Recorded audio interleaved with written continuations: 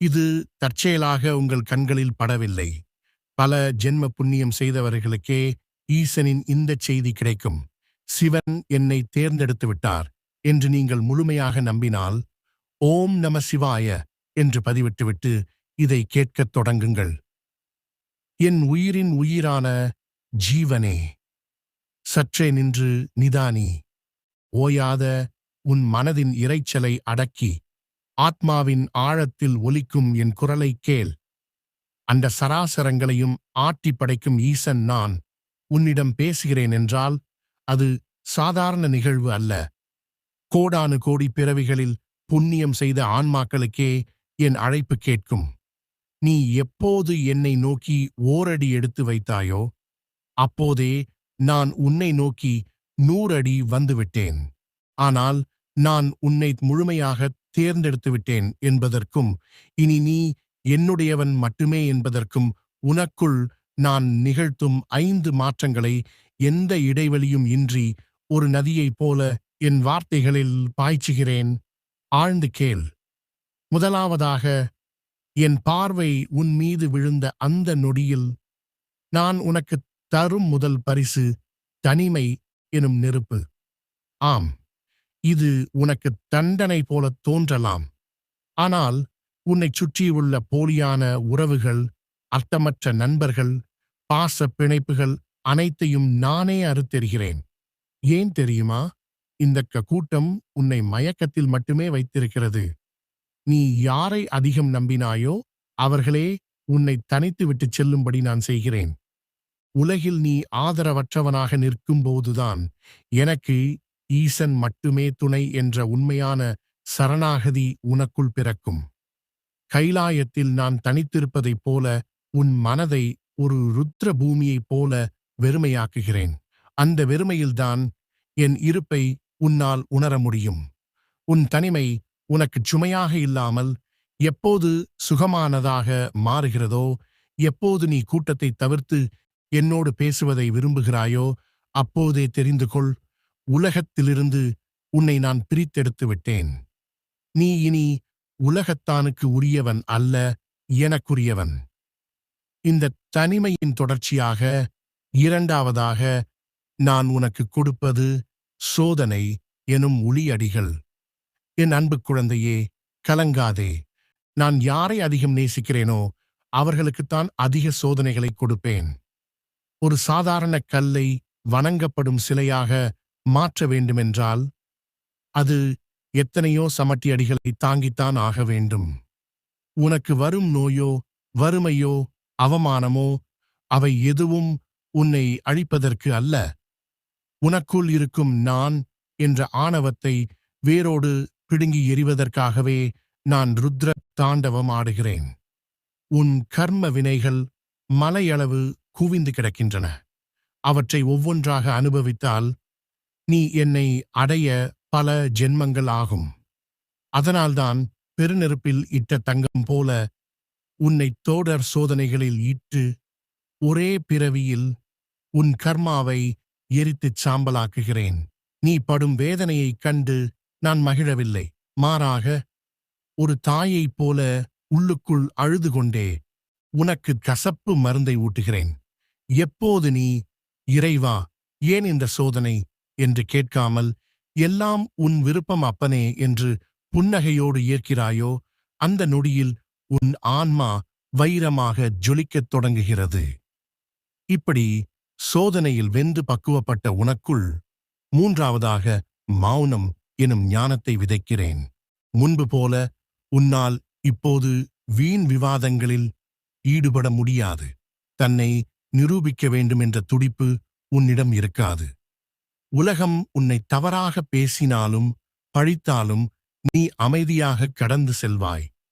ஏனெனில் சத்தத்தை விட மௌனமே சக்தி வாய்ந்தது என்பதை நான் உனக்கு உணர்த்திவிடுகிறேன். ஆழ்கடலின் அடியில் எப்படி அமைதி இருக்குமோ அப்படி உன் மனதிற்குள் ஒரு சாஸ்வதமான அமைதி குடியேறும். வார்த்தைகள் அற்ற அந்த நிலையில் உன் மூச்சுக்காற்று சிவாய சிவாய என்று தனக்குத்தானே ஜபிப்பதை நீ உணர்வாய். உலகமே இரைச்சலிட்டாலும் உன் உள்ளே நிலவும் அந்த பேரமைதிதான் நான் உனக்குள் குருவாக அமர்ந்து விட்டதற்கான அடையாளம். இந்த மௌனமே நீ என்னோடு பேசும் மொழி.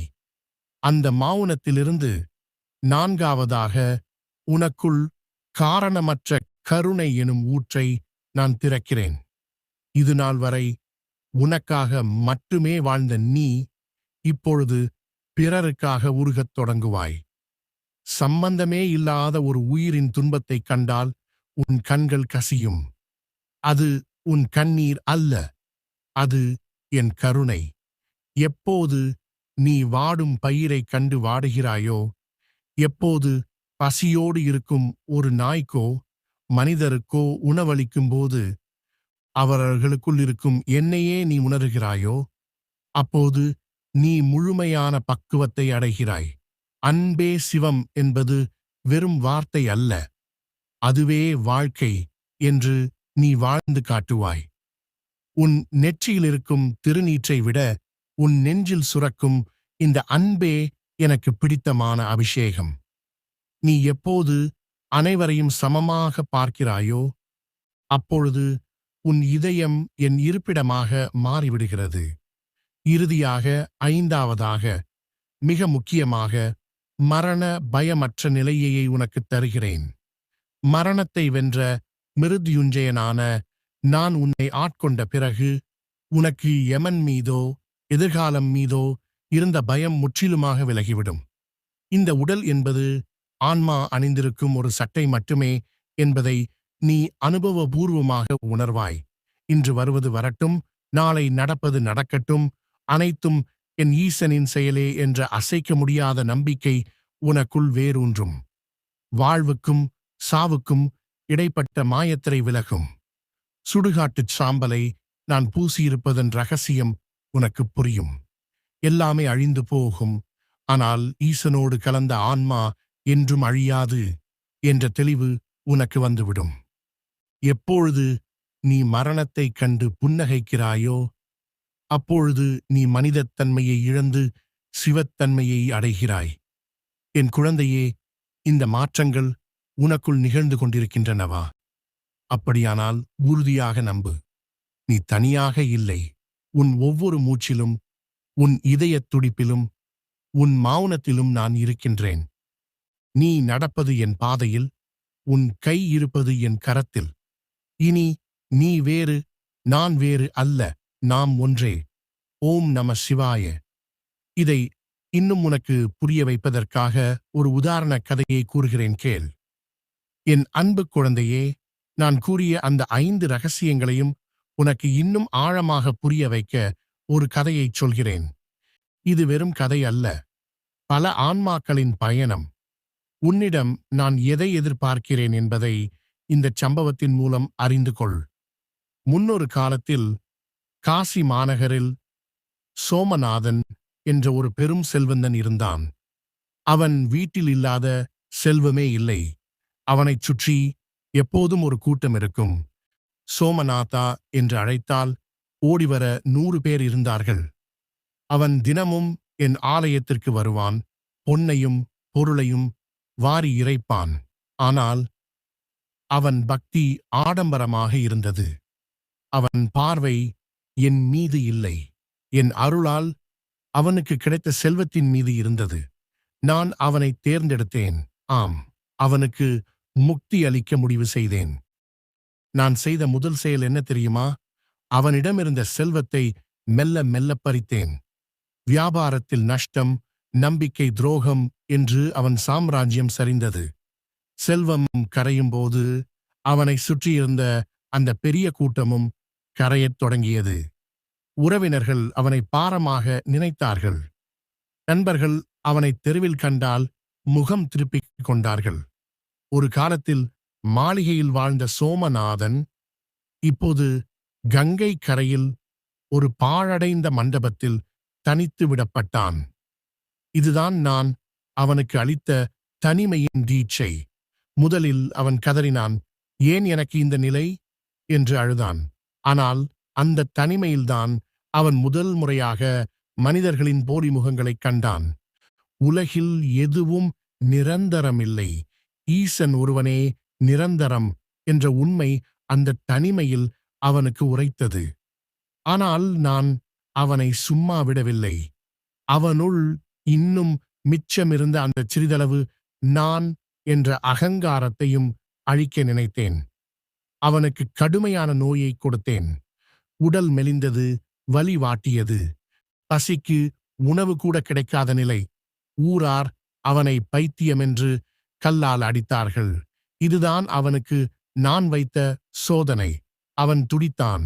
ஆனால் ஒரு கட்டத்தில், சிவபெருமானே, இதுவும் உன் திருவிளையாடல் என்றால் இந்த வலியையும் நான் பிரசாதமாகவே ஏற்கிறேன் என்று அவன் மனம் பக்குவப்பட்டது.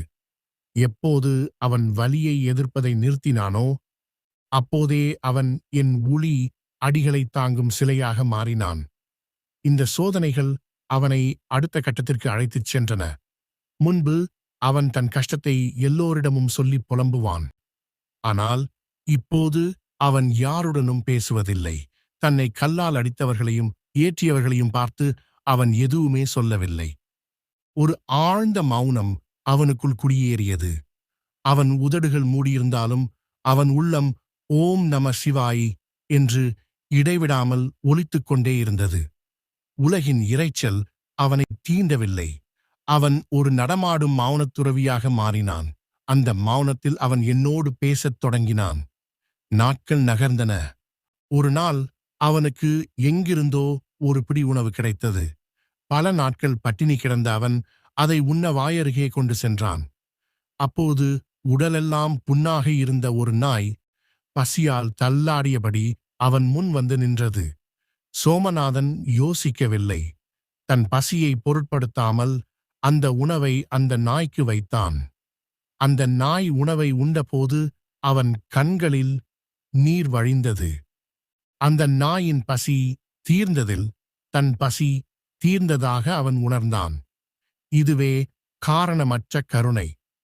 அவன் அந்த நாயில் நாயை பார்க்கவில்லை, என்னை பார்த்தான். எல்லா உயிர்களிலும் நீயே இருக்கிறாய் அப்பா என்று அவன் அழுது தொழுதான். அவனது இதயம் இப்போது என் இருப்பிடமானது. இறுதியாக அந்த தருணம் வந்தது. கடும் குளிர்காலம். அவன் உடல் மிகவும் தளர்ந்துவிட்டது. மரணம் அவன் அருகில் வந்து நின்றது. யமன் தன் பாசக்கயிற்றோடு வருவதை அவன் உணர்ந்தான். ஆனால் சோமநாதன் பயப்படவில்லை, நடுங்கவில்லை. அவன் முகத்தில் ஒரு பேரமைதியும் புன்னகையும் இருந்தது. வாருங்கள், இந்த உடல் எனக்குச் சொந்தமானது அல்ல, இது மண்ணுக்குச் சொந்தம். ஆனால் என் ஆன்மா என் ஈசனுக்குச் சொந்தம். நான் என் தந்தையின் மடிக்குச் செல்லப் போகிறேன் என்று மரணத்தை ஒரு நண்பனைப் போல வரவேற்றான். அவனுக்கு மரண பயம் அறவே நீங்கியிருந்தது. அந்த கணத்தில், அந்த பாழடைந்த மண்டபத்தில் நான் அவனுக்கு காட்சி அளித்தேன். அவன் இழந்த செல்வத்தை விட கோடானு கோடி மடங்கு மேலான என் திருவடி நிழலை அவனுக்குத் தந்தேன். சோமநாதன் சிவனோடு கலந்தான். என் குழந்தையே, இந்த கதை சோமநாதனுடையது மட்டுமல்ல. இது உன்னுடைய கதை, உன்னுடைய எதிர்காலத்தின் நிழல். இப்பொழுது சொல், உன் வாழ்வில் நடக்கும் இழப்புகளையும் சோதனைகளையும் கண்டு நீ ஏன் பயப்படுகிறாய்? அவை உன்னை அழிப்பதற்கு அல்ல, உன்னை இன்னொரு சோமநாதனாக, இல்லை, இன்னொரு சிவனாக மாற்றுவதற்கே. என் கையை பற்றிக்கொள், நாம் பயணிக்கலாம்.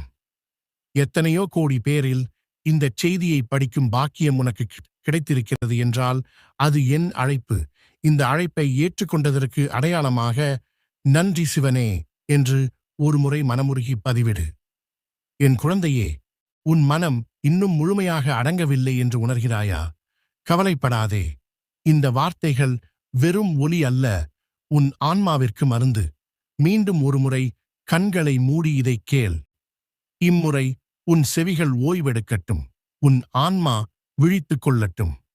உன் கண்ணீர் காயும் வரையும், உன் பாரம் குறையும் வரையும் மீண்டும் மீண்டும் இதைக் கேள். நான் உனக்காகவே இங்கு காத்திருக்கிறேன். இது தற்செயலாக உங்கள் கண்களில் படவில்லை.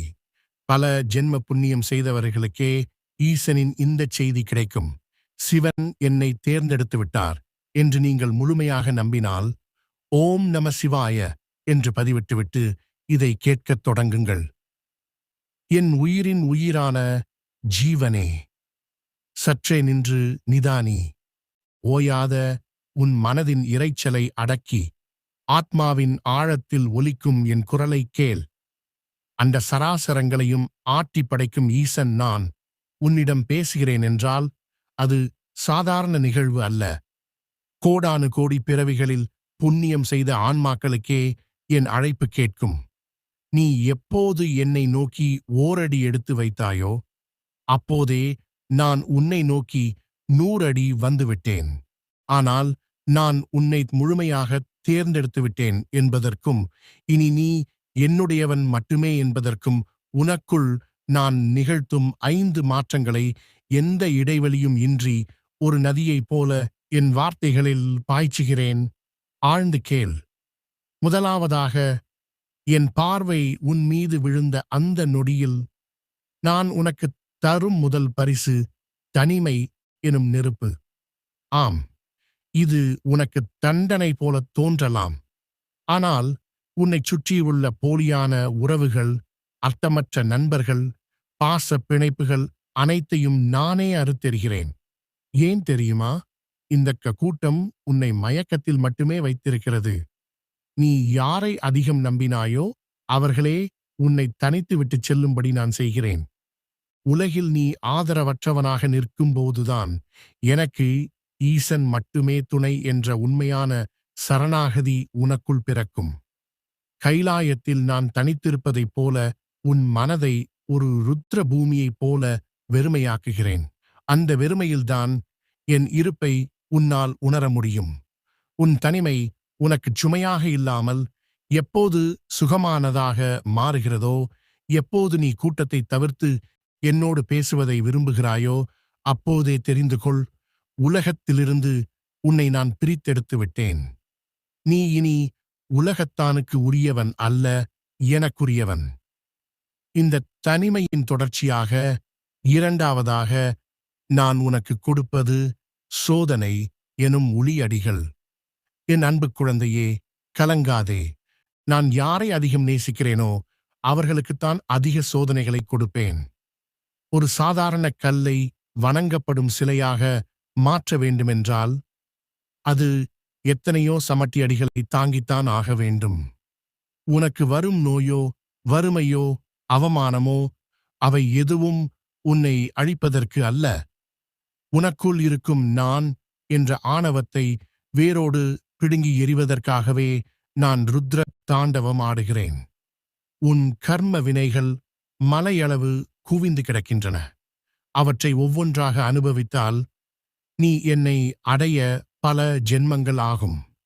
அதனால்தான் பெருநெருப்பில் இட்ட தங்கம் போல உன்னை தொடர் சோதனைகளில் இட்டு ஒரே பிறவியில் உன் கர்மாவை எரித்துச் சாம்பலாக்குகிறேன்.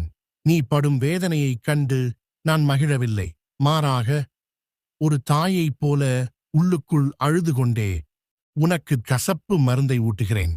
எப்போது நீ இறைவா ஏன் இந்த சோதனை என்று கேட்காமல் எல்லாம் உன் விருப்பம் அப்பனே என்று புன்னகையோடு ஏற்கிறாயோ அந்த நொடியில் உன் ஆன்மா வைரமாக ஜொலிக்கத் தொடங்குகிறது. இப்படி சோதனையில் வெந்து பக்குவப்பட்ட உனக்குள் மூன்றாவதாக மௌனம் எனும் ஞானத்தை விதைக்கிறேன். முன்பு போல உன்னால் இப்போது வீண் விவாதங்களில் ஈடுபட முடியாது. தன்னை நிரூபிக்க வேண்டும் என்ற துடிப்பு உன்னிடம் இருக்காது. உலகம் உன்னை தவறாக பேசினாலும் பழித்தாலும் நீ அமைதியாக கடந்து செல்வாய். ஏனெனில் சத்தத்தை விட மௌனமே சக்தி வாய்ந்தது என்பதை நான் உனக்கு உணர்த்திவிடுகிறேன். ஆழ்கடலின் அடியில் எப்படி அமைதி இருக்குமோ அப்படி உன் மனதிற்குள் ஒரு சாஸ்வதமான அமைதி குடியேறும். வார்த்தைகள் அற்ற அந்த நிலையில் உன் மூச்சுக்காற்று சிவாய சிவாய என்று தனக்குத்தானே ஜபிப்பதை நீ உணர்வாய். உலகமே இரைச்சலிட்டாலும் உன் உள்ளே நிலவும் அந்த பேரமைதிதான் நான் உனக்குள் குருவாக அமர்ந்து விட்டதற்கான அடையாளம். இந்த மௌனமே நீ என்னோடு பேசும் மொழி. அந்த மௌனத்திலிருந்து நான்காவதாக உனக்குள் காரணமற்ற கருணை எனும் ஊற்றை நான் திறக்கிறேன். இது நாள் வரை உனக்காக மட்டுமே வாழ்ந்த நீ இப்பொழுது பிறருக்காக உருகத் தொடங்குவாய். சம்பந்தமே இல்லாத ஒரு உயிரின் துன்பத்தைக் கண்டால் உன் கண்கள் கசியும். அது உன் கண்ணீர் அல்ல, அது என் கருணை. எப்போது நீ வாடும் பயிரைக் கண்டு வாடுகிறாயோ, எப்போது பசியோடு இருக்கும் ஒரு நாய்க்கோ மனிதருக்கோ உணவளிக்கும்போது அவர்களுக்குள் இருக்கும் என்னையே நீ உணர்கிறாயோ, அப்போது நீ முழுமையான பக்குவத்தை அடைகிறாய். அன்பே சிவம் என்பது வெறும் வார்த்தை அல்ல, அதுவே வாழ்க்கை என்று நீ வாழ்ந்து காட்டுவாய். உன் நெற்றியில் இருக்கும் திருநீற்றை விட உன் நெஞ்சில் சுரக்கும் இந்த அன்பே எனக்கு பிடித்தமான அபிஷேகம். நீ எப்போது அனைவரையும் சமமாக பார்க்கிறாயோ, அப்பொழுது உன் இதயம் என் இருப்பிடமாக மாறிவிடுகிறது. இறுதியாக, ஐந்தாவதாக, மிக முக்கியமாக, மரண பயமற்ற நிலையை உனக்குத் தருகிறேன். மரணத்தை வென்ற மிருத்யுஞ்சயனான நான் உன்னை ஆட்கொண்ட பிறகு உனக்கு யமன் மீதோ எதிர்காலம் மீதோ இருந்த பயம் முற்றிலுமாக விலகிவிடும். இந்த உடல் என்பது ஆன்மா அணிந்திருக்கும் ஒரு சட்டை மட்டுமே என்பதை நீ அனுபவபூர்வமாக உணர்வாய். இன்று வருவது வரட்டும், நாளை நடப்பது நடக்கட்டும், அனைத்தும் என் ஈசனின் செயலே என்ற அசைக்க முடியாத நம்பிக்கை உனக்குள் வேரூன்றும். வாழ்வுக்கும் சாவுக்கும் இடைப்பட்ட மாயத்திரை விலகும். சுடுகாட்டுச் சாம்பலை நான் பூசியிருப்பதன் ரகசியம் உனக்கு புரியும். எல்லாமே அழிந்து போகும், ஆனால் ஈசனோடு கலந்த ஆன்மா என்றும் அழியாது என்ற தெளிவு உனக்கு வந்துவிடும். எப்பொழுது நீ மரணத்தைக் கண்டு புன்னகைக்கிறாயோ, அப்பொழுது நீ மனிதத்தன்மையை இழந்து சிவத்தன்மையை அடைகிறாய். என் குழந்தையே, இந்த மாற்றங்கள் உனக்குள் நிகழ்ந்து கொண்டிருக்கின்றனவா? அப்படியானால் உறுதியாக நம்பு, நீ தனியாக இல்லை. உன் ஒவ்வொரு மூச்சிலும், உன் இதயத் துடிப்பிலும், உன் மௌனத்திலும் நான் இருக்கின்றேன். நீ நடப்பது என் பாதையில், உன் கை இருப்பது என் கரத்தில். இனி நீ வேறு, நான் வேறு அல்ல, நாம் ஒன்றே. ஓம் நம சிவாய. இதை இன்னும் உனக்கு புரிய வைப்பதற்காக ஒரு உதாரண கதையை கூறுகிறேன், கேள். என் அன்பு குழந்தையே, நான் கூறிய அந்த 5 ரகசியங்களையும் உனக்கு இன்னும் ஆழமாக புரிய வைக்க ஒரு கதையைச் சொல்கிறேன். இது வெறும் கதை அல்ல, பல ஆன்மாக்களின் பயணம்.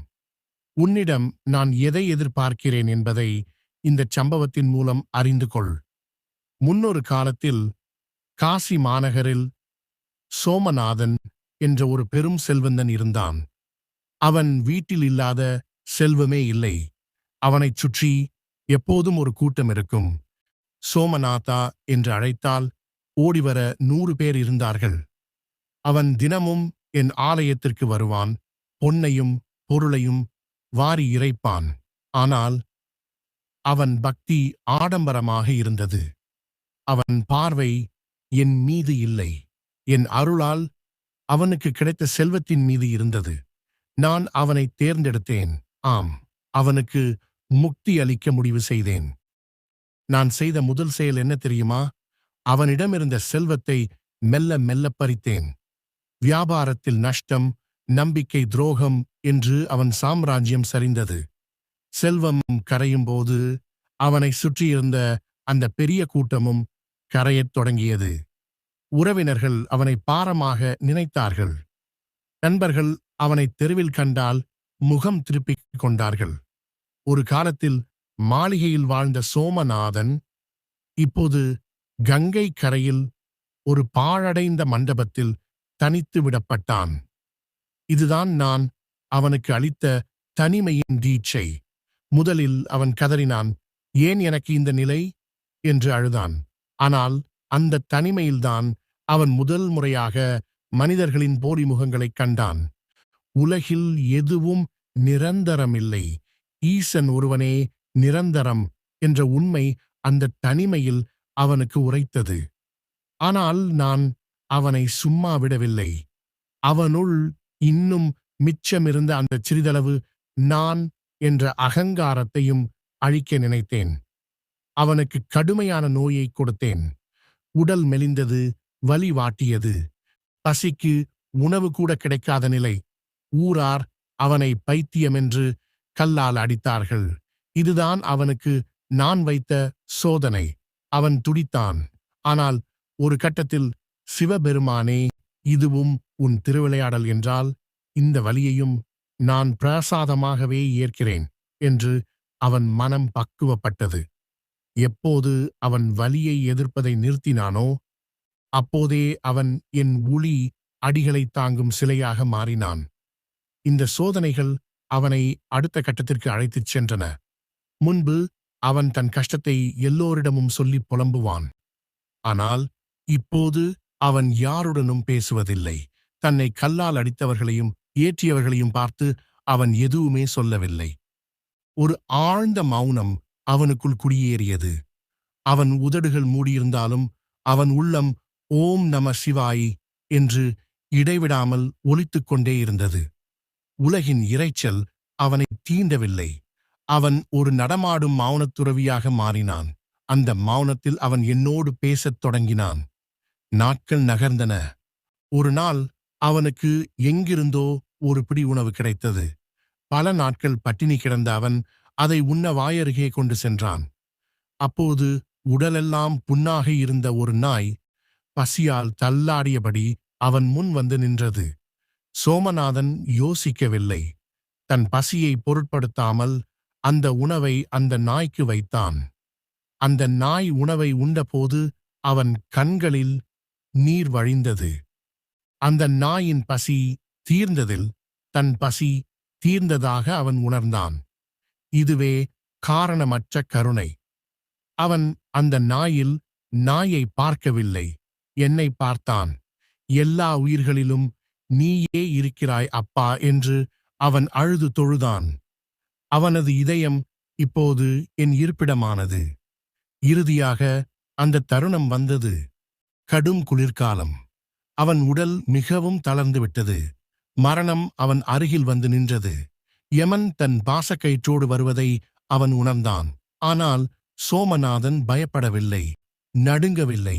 அவன் முகத்தில் ஒரு பேரமைதியும் புன்னகையும் இருந்தது.